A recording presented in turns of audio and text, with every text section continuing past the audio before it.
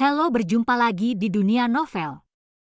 Kali ini kita akan melanjutkan volume 10 dari Martial God Asura. Selamat menyaksikan. Bab 5659. Tidak heran Anda menggunakan nama samaran. Dia mengenakan jubah biru, meskipun dia bukan junior, tetapi dia masih sangat muda dan memiliki penampilan yang cantik. Kakinya ramping, sosoknya luar biasa, dan pesonanya penuh. Jangan lihat pendarahan dari 7 lubang, tapi kecantikannya masih tak terbendung, berbaring di tanah dengan postur ini sedikit mempesona. Sebagai orang biasa, dalam situasi seperti itu, kemungkinan besar dia tidak akan bisa menjadi seorang pria. Tapi untungnya, konsentrasi Chu Feng kuat, dan bahkan jika konsentrasinya tidak kuat, Chu Feng tidak berani menyentuh wanita ini. Gadis ini tidak sederhana. Namanya Xia Xingchen, dan dia berasal dari sekte langit-langit. Ketika Chu Feng berada di dunia kuno, dia telah melihat Xia Xingchen.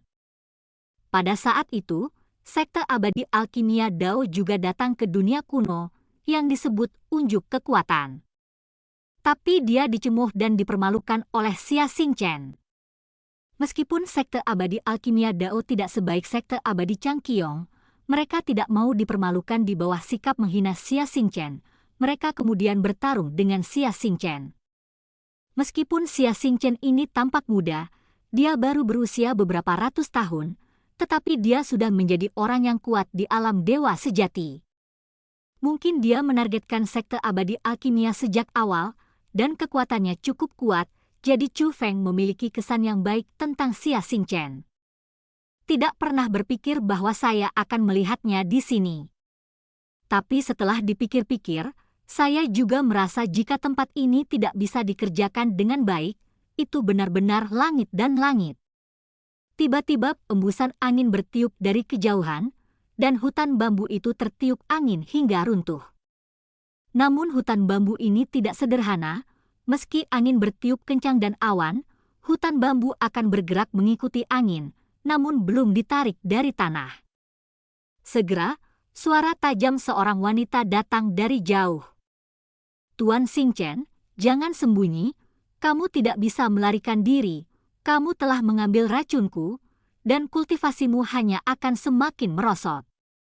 Tidak mungkin menjadi lawanku, dan tidak mungkin melarikan diri. Kamu harus patuh mengikutiku kembali. Dengan bakatmu, selama kamu dengan patuh mengakui kesalahanmu, suzerain akan memaafkanmu. Suara itu datang dari atas lautan, kemungkinan besar itu adalah orang yang bertarung melawan Xia Xingchen. Desir. Melihat ini, Chu Feng buru-buru mengatur formasi penyembunyian untuk menyembunyikan dia dan Xia Xingchen. Meskipun jaraknya jauh saat ini, bagaimanapun, pihak lain adalah orang yang kuat di alam dewa yang sebenarnya. Jika Anda ingin mencari dengan serius, Anda akan segera menemukannya di sini.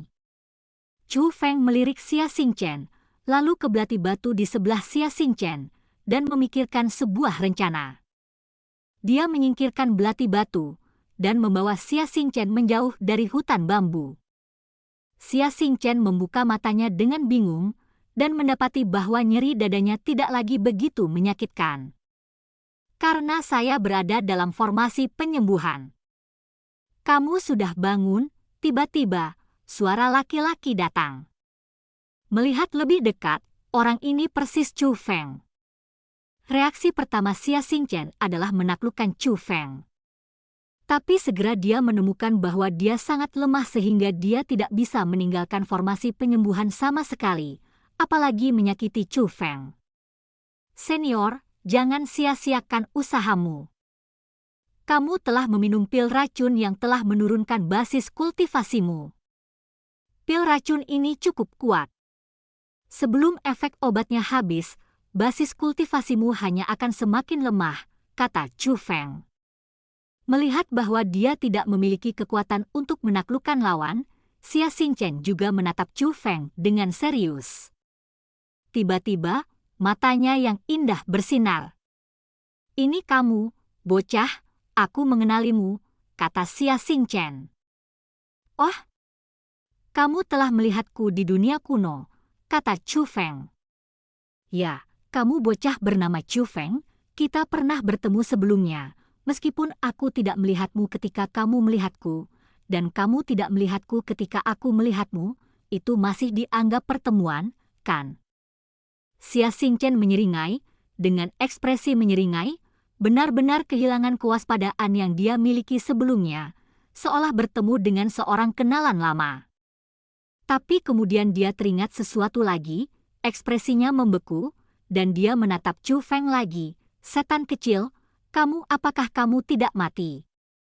Dia masih ingat bahwa ketika dunia kuno diserang oleh kuil King Yue, sekte surgawi mereka tidak ikut campur karena kekuatan kuil King Yue. Dia baru saja mengambil kejeniusan Chang Qiong Xianzong dan pergi. Jadi menurutnya, orang-orang di dalam seharusnya tidak berpikir untuk hidup, termasuk Chu Feng secara alami. Tentu saja tidak mati, tampaknya senior itu, beritanya tidak terinformasi dengan baik, dan dia belum pernah mendengar apa yang terjadi di sebelah junior ini, kata Chu Feng. Mendengar apa yang dikatakan Chu Feng, Xia Xingchen juga menjadi tertarik, dan senyum menawan muncul di wajahnya yang halus. Oh, apalagi yang kamu butuhkan? Katakan padaku, cukup banyak, senior ingin tahu. Kenapa kamu tidak menukarnya denganku? Katakan padaku dulu, mengapa seseorang dari sekte surgawi menyerangmu? Tanya Chu Feng. Aku bisa memberitahumu, tapi beritahu aku dulu, bagaimana kamu muncul di area terlarang sekte surgawiku? Tanya Xia Xingchen. Mendengar apa yang dikatakan Xia Xingchen, Chu Feng pada dasarnya yakin bahwa dia benar-benar datang dari Tianhe 7 alam ke Tianhe sekte langit. Lagi pula, tidak mungkin area terlarang dari sekte surgawi dibangun di atas Tianhe lain, bukan? Tidak mungkin bagi pasukan tuan lain untuk mengizinkannya. Senior, junior ini dapat memberitahu Anda apapun yang ingin Anda ketahui. Tetapi ada satu hal, junior ini ingin meminta bantuan senior, kata Chu Feng. Bicaralah, kata Xia Xingchen. Di kedalaman aula batu di hutan bambu, kamu memerlukan kunci untuk membukanya. Senior harus memiliki kuncinya, kan? Tanya Chu Feng. Anakku, apakah kamu cukup berani untuk tidak hanya masuk ke area terlarang, tapi juga masuk ke istana batu itu? Tapi kamu, orang luar, bagaimana kamu bisa masuk? Tanya Xia Xingchen. Tampaknya senior benar-benar memiliki kunci, jadi bisakah senior membukanya untuk junior ini? Tanya Chu Feng. Apa yang kamu pikirkan? Bagaimana aku bisa memberitahumu rahasia sekte surgawi? Tanya Xia Xingchen. Senior, bukankah kamu sekarang adalah musuh dari sekte surgawi? Mengapa kamu menyimpan rahasia untuk mereka? Mereka baru saja ingin membunuhmu, tanya Chu Feng. Untuk apa yang dikatakan Chu Feng, Xia Xingchen tidak menganggapnya serius, tetapi melihat Chu Feng memikirkan sesuatu. Tiba-tiba, dia memikirkan sesuatu, tidak hanya menunjukkan senyum main-main, tetapi juga menyipitkan matanya sedikit, menatap Chu Feng sambil tersenyum. Hantu kecil, apakah kamu melakukan sesuatu padaku ketika aku sedang tidur? Mendengar ini, Chu Feng buru-buru merentangkan tangannya untuk memberi isyarat, senior, meskipun junior ini adalah pria normal, senior ini memang sangat cantik, tetapi generasi muda tidak lagi muda dan sembrono, dan sekarang tahu bagaimana mengukur. Dan tidak akan pernah tergoda oleh seks. Hei, apa yang kamu bicarakan? Apa yang kamu pikirkan, nak? Aku sedang berbicara tentang apakah kamu memberiku pil beracun atau sesuatu saat aku mengantuk, terlebih lagi. Apa maksudmu ketika kamu tidak muda dan sembrono? Itu berarti kamu dulu melakukan sesuatu tanpa kendali. Tanya Xia Xingchen. Memang benar bahwa tidak ada rasa kesopanan di masa lalu, tetapi senior, Anda dapat yakin bahwa junior ini tidak memanfaatkan bahaya orang lain, dan sama sekali tidak memberi Anda pil beracun, kata Chu Feng. Lalu mengapa kamu terlihat begitu percaya diri sehingga kamu begitu yakin bahwa aku akan membantumu? kata Xia Xingchen. Junior merasa bahwa senior telah mengalami kemunduran dalam kultivasi dan tidak perlu memberikan pil racun kepada senior. Kekuatan junior ini sudah menjadi ancaman bagi senior, kata Chu Feng. Aku pergi, berani mengancamku secara terbuka, bocah cilik. Apakah kamu mencari kematian? Xia Xingchen memiliki ekspresi marah di wajahnya, tetapi saat dia mengangkat tangannya, dia tidak bisa menahan senyum lagi. Kamu menarik, kamu hantu kecil.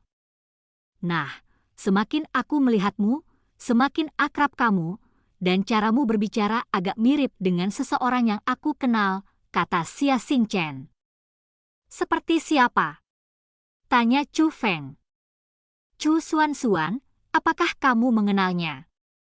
Xia Xingchen bertanya. Chu Xianyan? Aku tidak tahu. Chu Feng menggelengkan kepalanya. Apa itu Chu Xianyan? Itu adalah deklarasi Chu. Selama pidato Xia Xingchen, dia langsung menulis 3 kata Chu Xuan. Telinga Chu Feng tidak tuli. Tentu saja dia tahu apa yang dibicarakan Xia Xingchen.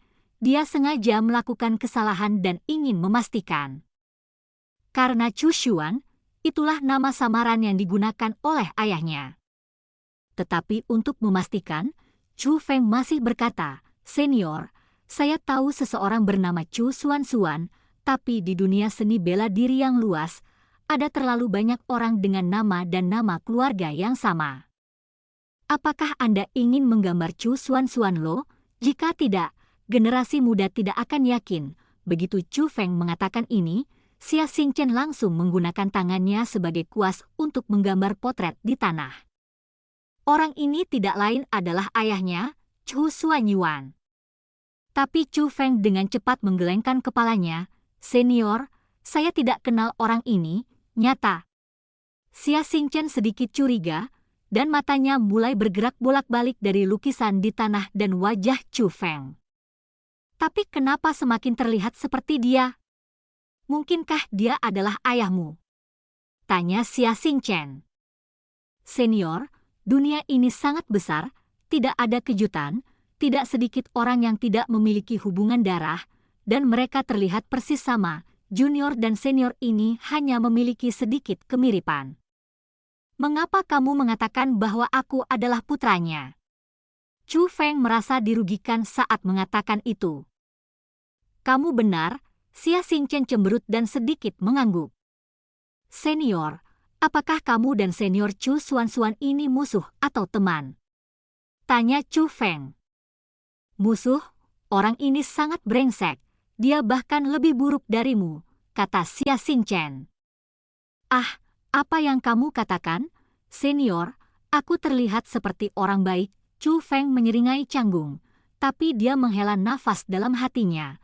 Untungnya dia tidak mengatakan yang sebenarnya, dan diam-diam berkata, Ayah, kamu telah membuat banyak musuh. Tidak heran kamu menggunakan nama samaran. Dan cerita pun berakhir. Sampai jumpa berikutnya di cerita dunia novel.